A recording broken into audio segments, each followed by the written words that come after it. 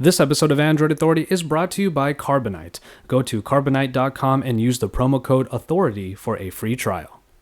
Another week, another round of Nexus 5 leaks and rumors, and we're starting to question whether or not they're all as random as we initially thought.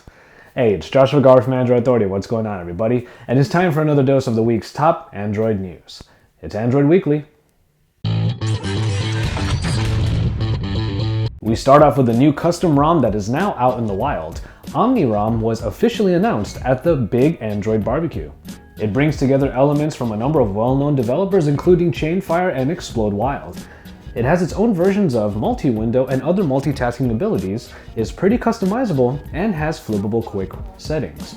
Currently, it will be available for devices like the Nexus 4, the Nexus 7, the Xperia Z, and even the Xperia Tablet Z. Stay tuned for an in-depth look at OmniROM soon, but the release is available for viewing at AndroidAuthority.com. Our next story deals with the new curved screens craze, and deals with LG, whose press render of the G Flex was just released. There isn't a whole lot of information regarding this phone other than its nice curve that goes from top to bottom, but we can't expect it to have the best in current processing power. What we can discern from the press render is that the button layout is probably going to be similar to the one from the LG G2, where all of the buttons were on the back.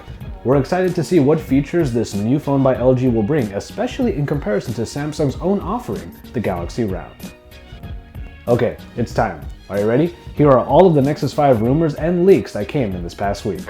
In what can only be explained as either a mishap by someone over at the Play Store or a brilliant stroke at fueling the fire, the Nexus 5 was spotted at the Google Play Store for the price of $349.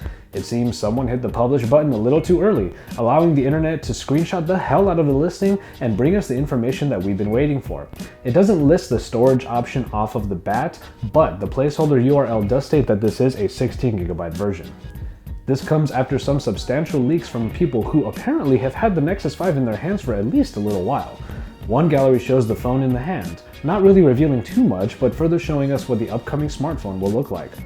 We got a better look at the installed operating system as the folks over at ZDNet put up a gallery of screenshots. One interesting bit is the Easter egg. Press the Android version enough and it will bring up Android in a KitKat-esque logo, though the software is still shown as Key Lime Pie. Other features like the cloud printing and the tap and pay ability are also shown in these pictures. And if you were lamenting over the release schedule for the elusive white Nexus 4, you may not have to wait as long when it comes to the Nexus 5. Another leaked shot comes from a Korean site and shows off the Nexus 5 box. It looks pretty much like any other Google box, but on the side you see the phone is in white. And from the looks of it, the white color is only going to be on the back and the front and sides will remain black. But from what we already saw in the box, the phone is already looking pretty damn good. Now the Nexus 5 is definitely not a secret anymore, so the question now is, when are we going to get our hands on it? According to a couple sources, the 16 and 32GB versions of the Nexus 5 will be available by the end of October. This is a very interesting prospect considering there is an event on October 24 that invites have already been sent out for, though we don't know if hardware will actually be shown at that event.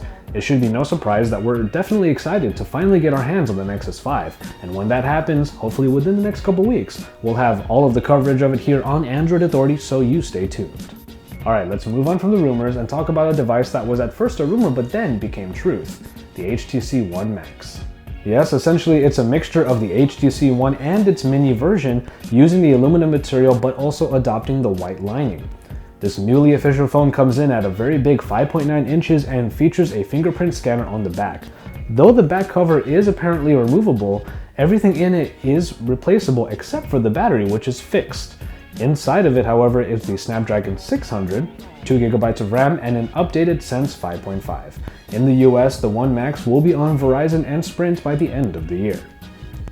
While our coverage of the One Max is only starting, we do already have a by-the-numbers comparison available at the website. Make sure you head on over to AndroidAuthority.com to check it out and to see the One Max put up against big contenders like the Galaxy Note 3 and even the Oppo N1. Alright, so we're going to end on a somewhat brand new rumor that actually isn't all that new. Rumors are resurfacing that Amazon is working on its own smartphone offering. A report states outright that HTC has partnered up with Amazon to develop a whole new range of devices. Now don't get too excited, as this same report states that Amazon will definitely not have them ready for release this year or Perhaps not at all.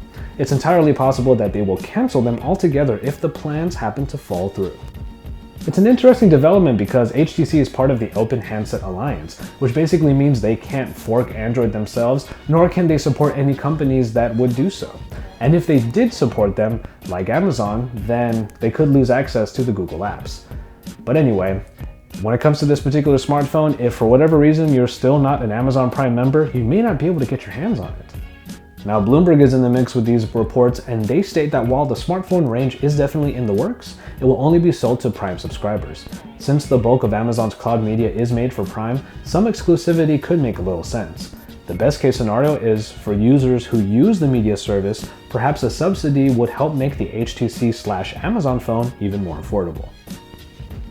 So tell us what you think about the supposed Amazon phone in the comments below. And so, there you have it for this edition of Android Weekly. As always, the written companions for each of the stories that we covered on this video are found in the description below. Drop us a like if you like this week's news, and don't forget to subscribe if you haven't already. Stay tuned to Android Authority for all of the best coverage on Android. We have a bunch of weekly shows like Weekly, which you're watching right now, but also Q&A and Google Play Weekly hosted by Joe Hindi, so make sure you check those out. On top of all of that, we have reviews, comparisons, feature-focused videos, and just a ton of great stuff here at the channel. So make sure you stay tuned, because we're your source for all things Android.